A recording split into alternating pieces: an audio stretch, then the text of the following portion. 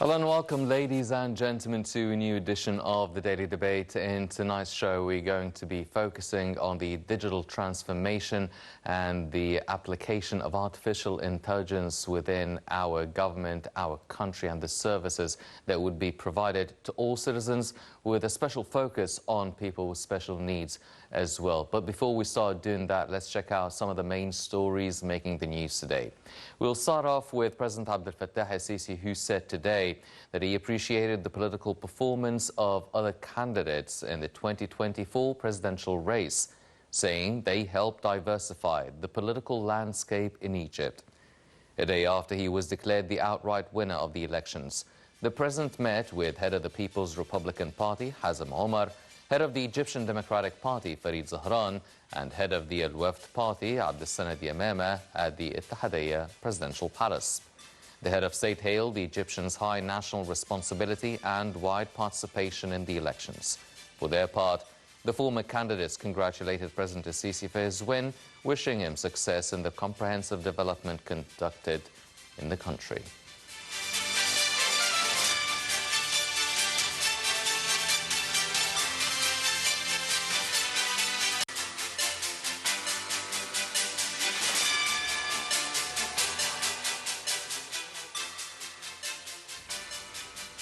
President Abdel Fattah el-Sisi received today the Greece Defense Minister, Nikos Dindias, today in Cairo.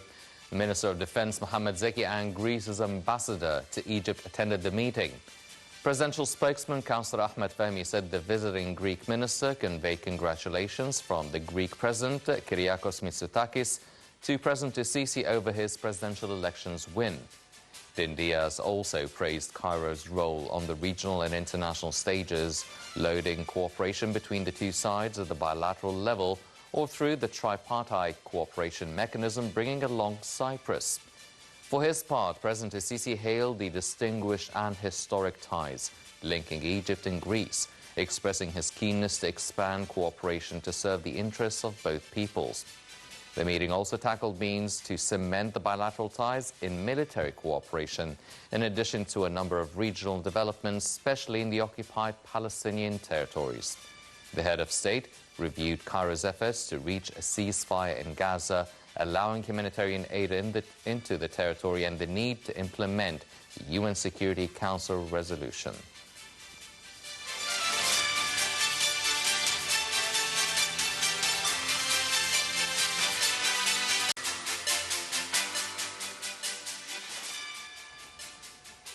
President Abdel Fattah el-Sisi received a phone call from Jordan's King Abdullah II today to congratulate him on the presidential elections win.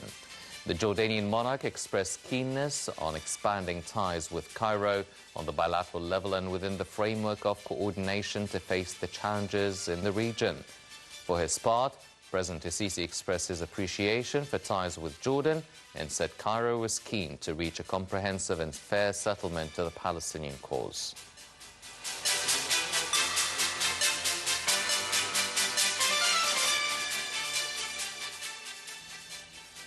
And President Abdel Fattah el-Sisi received another phone call from the Tunisian President Kais Saied to congratulate him on the success and re-election in the presidential elections 2024. The Tunisian president asserted that his country is keen to boost cooperation with Egypt in all fields in light of the joint distinguished relations. During the call, President el-Sisi asserted Egypt's keenness to enhance joint ties with Tunisia. The two leaders also discussed the latest developments in the region during the call.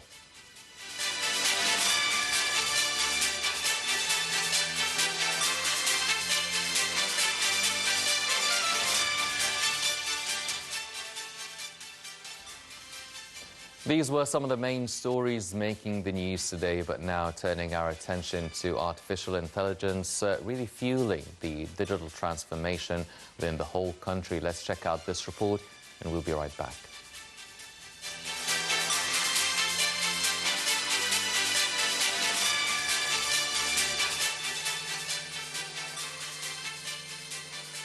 Egypt has made much progress with its National Artificial Intelligence (AI) strategy as applied to the nation's digital transformation. The state digital transformation journey is inextricably linked with the boundless potential of artificial intelligence. Minister of Communication and Information Technology Amr Talat said a capacity building program has been launched to dismantle the knowledge of the AI to all the segments of society, beginning of the state employees, in order to make government operation more efficient and transparent. The government also created the National Council for Artificial Intelligence to monitor the application of the national strategy across all sectors. This actually came in tandem with the passing of data protection legislation governing the relationship between the data owner and the users. Egypt currently ranks second in Africa after Mauritius, according to a 2022 report on the readiness of governments to implement AI technology. Egypt comes 111th out of 194 countries. The 2021 Human Development Report for Egypt puts this country in the 55th place in the Government Readiness for Artificial Intelligence Index. The World Knowledge Index for 2021 shows that Egypt went up to 53rd place out of 154 countries. The National AI Strategy entitles the education and training, making use of data in Egypt and making that data available to the private sector. The latest AI technologies are being used to build smart cities and render existing ones smart according to the international standards.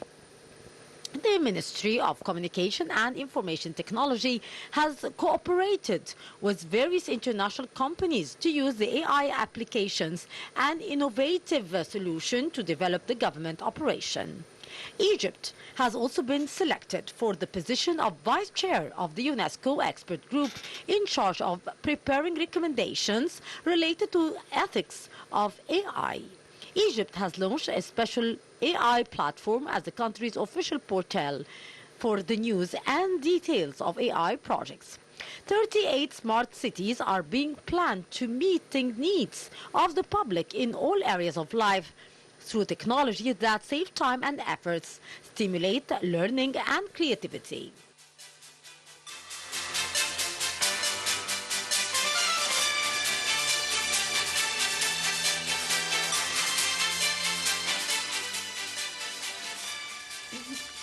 Welcome back, ladies and gentlemen, and we're joined here tonight in the studio by Dr. Nevine Makram Labib, the Director of the Social and Economic Planning Center and the Professor of Artificial Intelligence. Dr. Labib, good evening and thank you very much for joining us. Thank you very much for your invitation.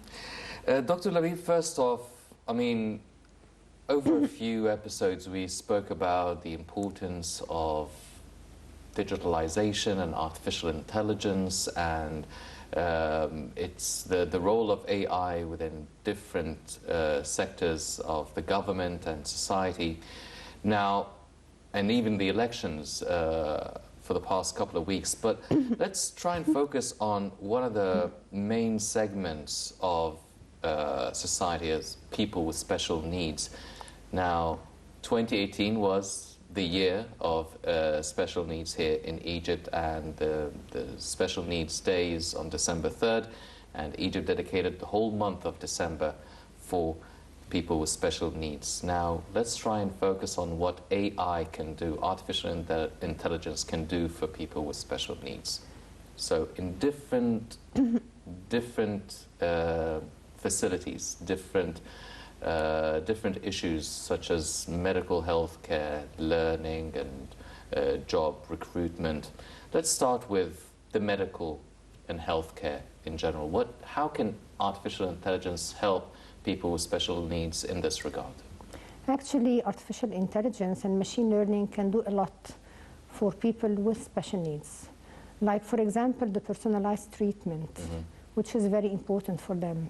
And what is really crucial is telemedicine and remote monitoring, because some of these people have some disabilities and cannot really go for a follow-up, for regular follow-up, let's say, for their medical doctors. So with telemedicine, they can benefit a lot. And, now with the new insurance system, we have telemedicine capabilities in many of our hospitals. That was not the case before. So maybe we can benefit out of these new capabilities and privileges and provide better and more personalized services to people who have some special needs. Yes. Okay, so that's regarding the medical or the healthcare services that can be provided using the AI. Yes, and it can be personalized. I mean, having these sort of treatment plans and an early detection or analysis of each case, can it be much more personalized for each person as well? Definitely, and nowadays we're also talking about pregnant women. So we might be starting the early detection of some of the disabilities with the pregnant women so that we can know, in a very previous time, we can explore if the baby, if the newborn will have any special needs. Yes. So that we can be prepared for it. Like, for example, we can discover the Down syndrome. So that the parents, are kind of prepared, well prepared for it. Because sometimes the parents cannot discover if their babies, if their newborns have some needs, some special needs. That was one of the requirements. We recently had a seminar about the special needs and the role of AI, the role that AI can play in making their life, much easier. And we were discussing this with their parents. And parents said that most of them did not discover or did not understand the special needs of their newborn babies. So maybe we can help with the AI. We can help making them very well prepared for it, giving them the advice and educating them on how to deal with their babies and their kids.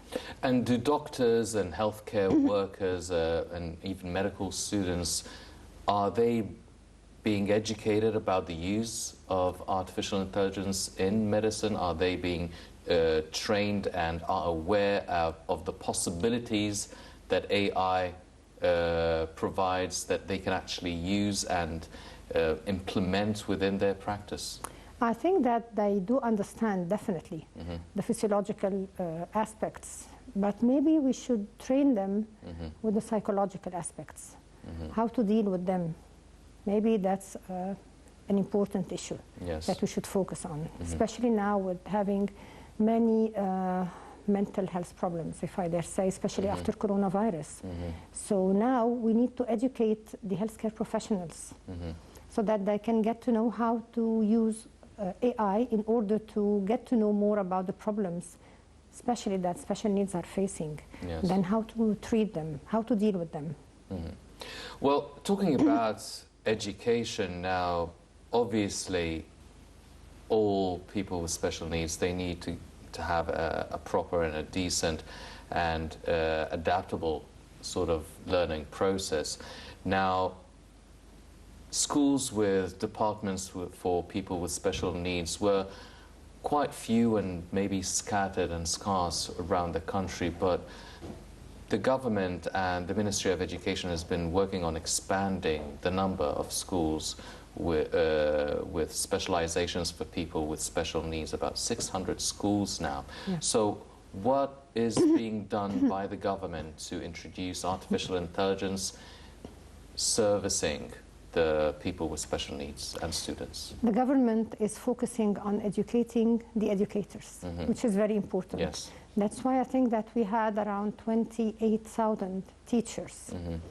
We educated them, or actually the government educated them, so that they can know how to deal and how to teach special needs. Especially that with special needs, we have many types, let's say. We have some people who have just some learning disabilities, some learning difficulties, like, for example, the ADHD.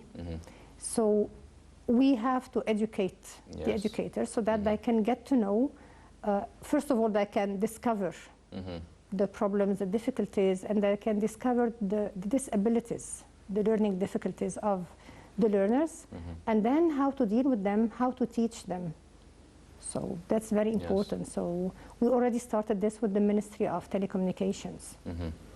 Well, do you feel that you've mentioned that there are different kinds of special needs. Some have physical disabilities, some have mental and psychological difficulties as well. So that also would include not just training the teachers to know how to convey or teach the knowledge and the kind of information, but also to psychologically know how to deal and treat and interact with the students. So it is probably part and parcel of the whole teacher's background and education. It needs to be. So what are we doing to train and educate the teachers to work on both fronts? Actually, we're trying to educate the teachers regarding the learning styles, but we need more to focus on the psychological aspects. And you know what? Maybe we should focus on dealing with the whole society, because we're talking now about social inclusion. So for social inclusion to happen, then we need to educate the community. We need to tell people how to deal with people with special needs, because sometimes they're scared. Sometimes we used to get scared. We used to get to, you know, we don't know how to deal with them, what we should say or not say, or deal with them whenever we're facing with any situation. So I think here comes the role of the media. Yes. Not only the media, but the drama. Yes. Well, because at schools, maybe children or students can learn, especially if their schools have departments for people with special needs. They would know day in, day out how to interact. They know what to say, what not to say, how to deal, what would be appropriate or not appropriate, what sort of activity or the level of energy that would be needed for each and every person. But what about the adults? What about the people who are already done with their academic and academic life? How would they be educated? Is it just the role of the media? Is it through drama, as you've mentioned? Should there be awareness campaigns done for free, or maybe some incentives or encouragement can be attached to it to encourage citizens to learn more about these disabilities? Okay, actually during this month we're working on several awareness campaigns, but I don't think that this is enough. For example, if we manage to get 500 people per each event, then after all, even if you work during December, and then you cannot come up with all of the community. Yes. That's why we were talking about the drama, the role of drama, because people still watch television, and they're still, you know, that has the main impact in Egypt. Yes. So why not? Maybe we can make use of programs like the ones usually in Nile TV. You're usually tackling many issues and many very important problems of the society, and many very important challenges. And we can also make use of the drama and, you know, try to teach people that we have some, let's say, different people. They have just special needs, and we need to know how to make use of it. They can be very beneficial to the society. Yes. Okay, we have many successful examples. We have many people that can be used as role models. Yes. Maybe you can invite some of them in the program here. Yes, that will happen. Yes. So we need to give people some positive vibes, talking about special needs from a positive perspective, not only about the challenges. Dr. Labib, now, away from awareness and the educational process and the health services that AI would provide or help provide for people with special needs, what about after they're done with all of that? How do we integrate them within society in terms of the workforce? Because everybody can send a CV and maybe go do an interview somewhere, but people with special needs need certain requirements, and not everything can be accessible for each and every one. So how would artificial intelligence help people with special needs to get a fair shot at any given job or profession they are trained and qualified for? What can be done, and how can AI help facilitate that? We can make use of virtual interviews, for example. so that we can deal with people who have some disabilities and cannot really go to attend many interviews, so we can help them. We can make use of AI algorithms in order to make the interview not biased, because sometimes we are biased against. Sometimes we think that people who have some special needs will not be able to perform you know, as required in any workplace, which is not the case, by the way. So maybe if we make use of AI algorithms, then we will have some fair outcomes. We can make use of some problems, we can, some applications who can help them solve problems, who can help them assess their skills, who can help guide them in order to get to, you know, to take maybe some courses so as to be ready for certain workplaces. Yes. So that's how we can make use of AI, in addition to predictive analytics. A main challenge that's facing us in AI is the lack of data, or good data. Yes. We need to have more data about special needs in Egypt. We need to be able to classify special needs, because these are different, let's say, disabilities or difficulties, to make it clear. So we need to be able to classify, to cluster, and then to plan, so as to know for which governorate, for example, we will have to add some types of schools, some types of programs. We need to know how to enable them for the workplace, so that we cannot rely only on the percentage. You know, sometimes the company think that they have to hire some special needs. No, we need to educate the special needs so that they can perform in a better way, and then they can, you know, get assigned the role in a much easier way. Yes. That was one of the problems that we were discussing in the event. Then we do not only accept the percentage, we need to make people more eager to hire special needs. Yes.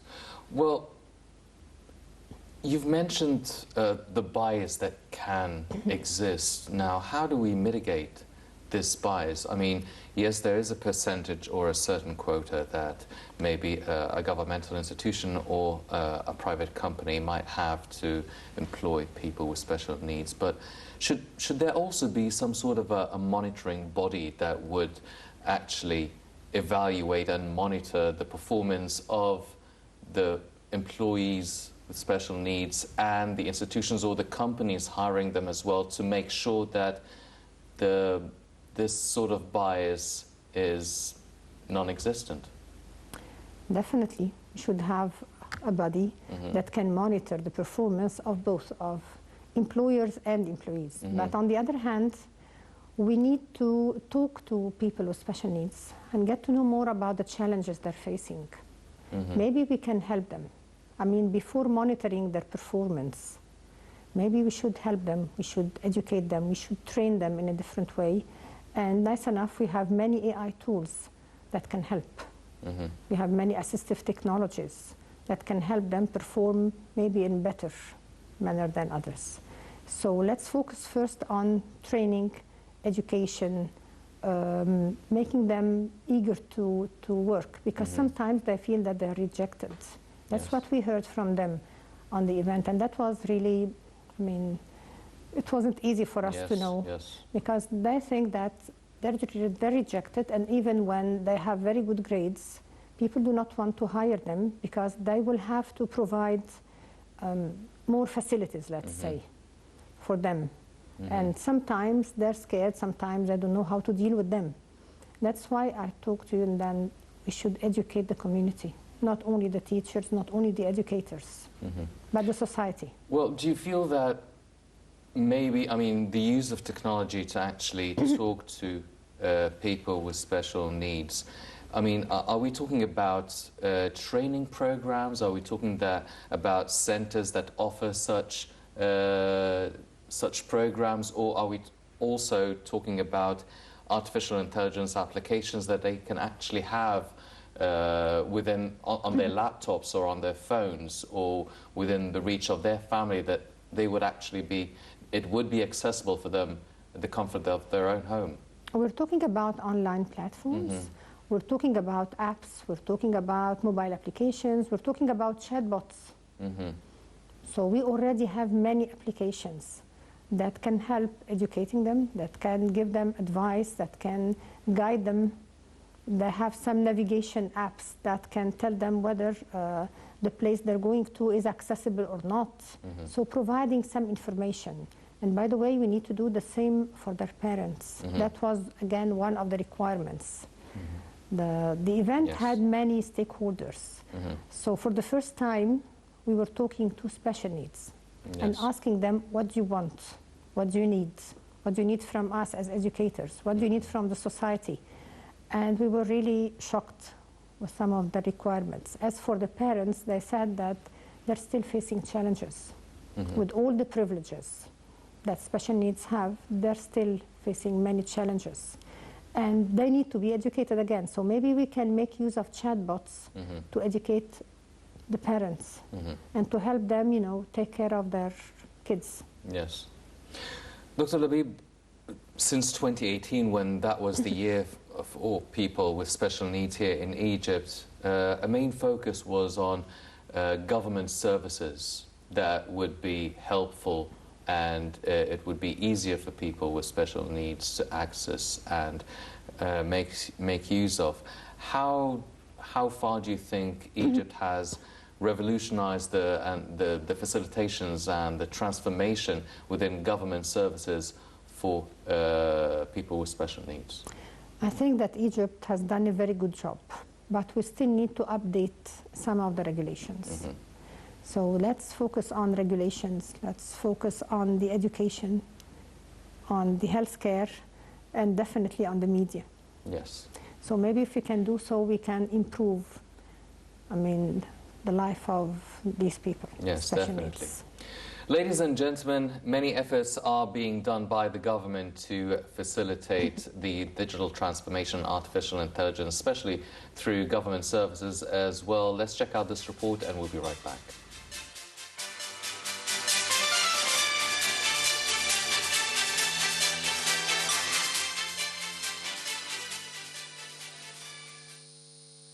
In recent years, Egypt has witnessed a remarkable surge in the integration of artificial intelligence, AI, and information technology, IT, across various sectors. This transformative journey towards a more digitally advanced nation has brought about significant changes in education, healthcare, finance, and many other industries.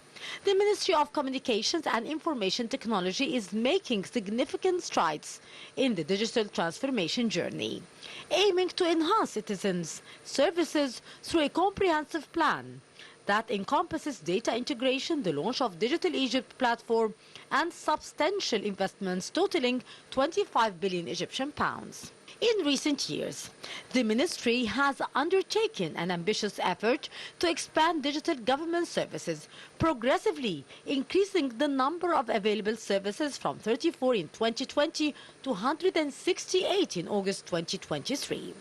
This rapid growth reflects the increasing in the number of available services.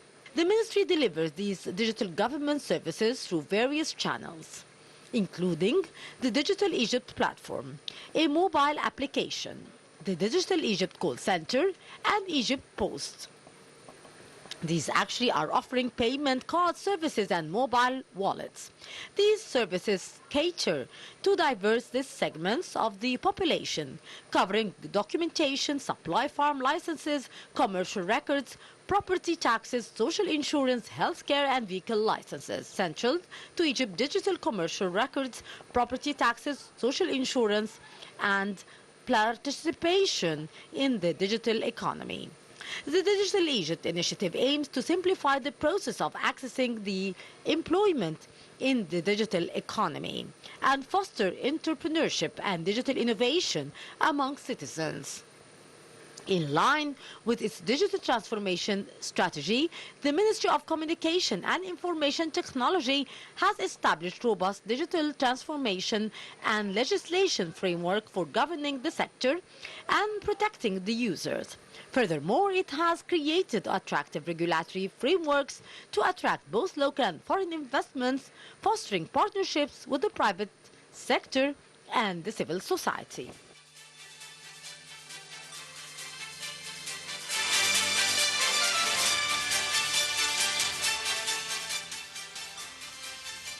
Welcome back, ladies and gentlemen, continuing our discussion with Dr. Labib. Doctor, now, the implementation and integration of artificial intelligence within our daily lives is a relatively new thing, even if it was a work in process for maybe decades. But it is being implemented newly, relatively, in our society. But what about the future of it? Because it's a fast-paced sort of world and development. Is there some sort of a roadmap on implementations, laws that protects or limits or gives more accessibility and freedom for artificial intelligence? What is a proposed roadmap for Egypt and artificial intelligence? Definitely we should start by collecting good data. Because if we have good data, then we can apply the analytics. We can have some predictive analytics and then some prescriptive analytics, so that we can help the policy makers and the decision makers as well to take suitable decisions for the country. And then we should work on the applications. Not only, we're not talking about robotics, because some of the people think that AI is mainly robotics. Robotics is one of the applications. So maybe we can make use of augmented reality, virtual reality, especially if you're talking about special needs. So we should focus on having our applications, developing our applications. And I think that we have very good developers in Egypt that are really serving now many international companies. And we should make use of innovation. Like, for example, for the special needs, we were very happy to have 3 projects from students that are in high school. And they were presenting some solutions to the currently faced challenges regarding the special needs and their social inclusion. And that was really good. So we're not only talking about university students, we're talking about high school students. A very important point is the update of the regulations. We have very good regulations, however, we have to update them, because as you know, with AI, every day we have, maybe every second, not every day, we have some new trends. So we need to be able to cope with these trends. And then we need to have a plan for what we call the knowledge transfer. We need to educate the students, we need to educate the educators, but we need to have a clear path for this. If we manage to implement these steps, then I think that we will do a very good job with AI, and when benefiting not only from AI, but from all of the emerging technologies in healthcare, in education, for special needs, in all of the domains. Well, if some amendments are needed and some laws might be introduced or changed or adapted differently, are we talking about, talking about the challenges facing AI, challenges facing people with special needs with AI? Are we talking about legal issues, legal challenges, moral challenges? Are we taking away from more of a humane interaction by really depending on AI? What sort of obstacles or challenges lie ahead? We have ethical challenges and we have legal challenges. I think that with the legal issues, it's much easier to handle. But with the ethics, it's not that easy, because we still have to respect the privacy of all people, including special needs. But on the other hand, in order to be able to serve them and to plan how to provide them with some services, we need to know more about them. So here we have a debate, what to do. Because we have the privacy, the confidentiality, and that's very important for people.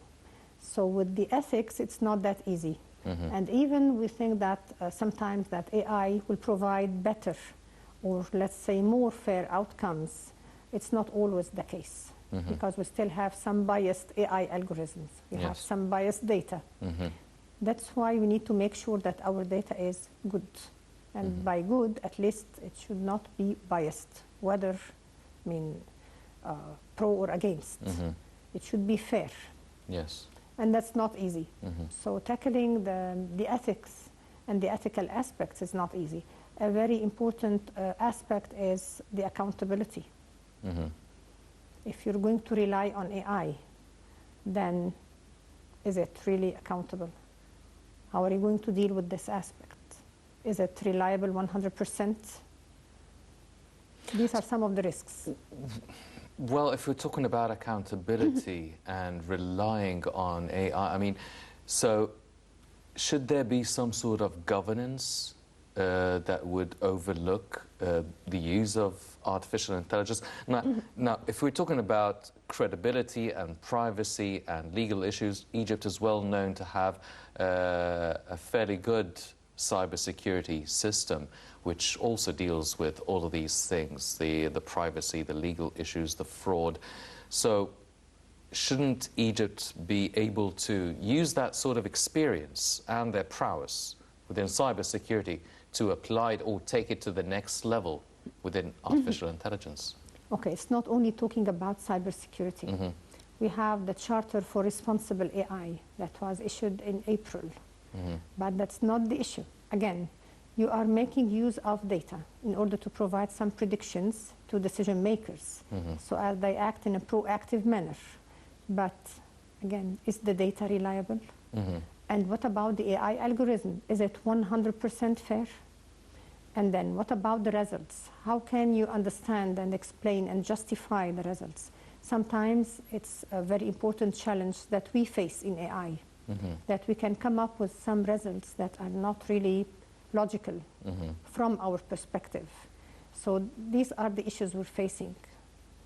So it's not only the cybersecurity or the security or how to secure the data. It's how to deal with AI system itself, starting with data, then the algorithm, then the results, then the action to be taken. Well, it seems that many of the issues that we're talking about really depend on data and the collection of this data. And we've been talking for a few years now about digitization and digitalization and transferring everything digitally, and really, I mean, we are a population of over 100 million, so it would take time, obviously. But then how soon can we have proper, reliable, credible, and logical data that would cover over 100 million, that would then allow us to perform better within digitalization and digital transformation and artificial intelligence as well? Actually, that's a very tough question. We started already with digitization, which is having digital data, not the traditional one. And then we moved to the digitalization, which is working on the processes, simplifying processes, with what we call the re-engineering and restructuring. And then we applied already the digital transformation. That's why now we have many digital services that are provided for us as citizens. So we already achieved this, if we're talking about the digital transformation. And we started embedding the AI, but we still are facing some challenges. So we cannot have, let's say, a date, but we're already working on it. And now we have many databases. So we have many data about the citizens. But for example, if we're talking about the special needs, now we need to have more data. We were having, again, this discussion in the event, and then one of the experts who were there said that Sohag has, I guess, most special needs, the highest number of special needs in Egypt. That's why we should start by this governorate as a pilot and start to implement the AI there, so as to provide them with better services, whether in education or healthcare or government education and so on. But is the data accurate? That's a problem. Yes. We need to validate the data. And that's, again, a main challenge for us. When you work in AI, and that's the main challenge you face. You rely on data, and you rely on expertise. But again, dealing with experts, then you have many contradictions, because it is subjective, not objective. So you go to the data. That's the other part. Dealing with data is not easy, because again, it's not 100% accurate. It can never be 100% accurate. Yes. So we try to focus on the validation of data and expertise before feeding them into the system. Yes. Well, to be able to collect as accurate as it can be data. Now, you've mentioned the cultural sort of obstacle that about the society in general, about the acceptance and integration of people with special needs, for instance. But also you've mentioned that even if the society and people are accepting and they understand the difference that people with special needs need or require, but also it seems that there's some sort of self-limitation and self-doubt by the parents and people with special needs as well in specific. They don't realize their potential. They self-limit themselves. So do we also need awareness campaigns, not just for the society in general, but also for people with special needs? We need some specialized campaigns for people with special needs. We need some other campaigns for their parents. Yes. Especially that some of the parents said that some of the doctors, told them, to forget about them. Just forget they have some special needs, so they will not be able to succeed, they will not be able to go to school. But this made them decide that that was a challenge. Yes. And they fought for it. And we've seen many very excellent, very nice examples. Yes. Very promising examples. So I think we should educate the different stakeholders and the community as a whole. Dr. Labib, one final question because we're running out of time now. What stands in the way of speeding up the process of the digitalization and implementation and the amendments for artificial intelligence in Egypt? Are we talking about financial challenges? Are we talking about needing more developers? Are we talking about, what is the main obstacle? What are the main obstacles that are hindering a fast-paced development for AI? Not being able to work as a team. Because to be able to implement AI or to be able to implement digital transformation, you have various stakeholders.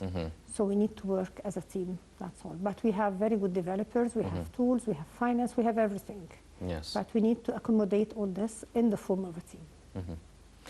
Well, you've heard it from the specialist herself. It's a team game, it's teamwork, and the finances are there, the developers are there, people are there, so everybody needs to work together for a greater good, for the benefit of the Egyptian society as a whole. Unfortunately, that's all the time we have for this edition of the Daily Debate. Before we go, I'd like to thank my very distinguished guest, Dr. Nevine Makram Labib, the Director of the Social and Economic Planning Center and the Professor of Artificial Intelligence. Dr. Labib, always a pleasure having you with us. Thank you very much. Thank you very much, Doctor. Ladies and gentlemen, please stay tuned for more coming up on Night International. I'm Henny Saif. Thank you for joining us.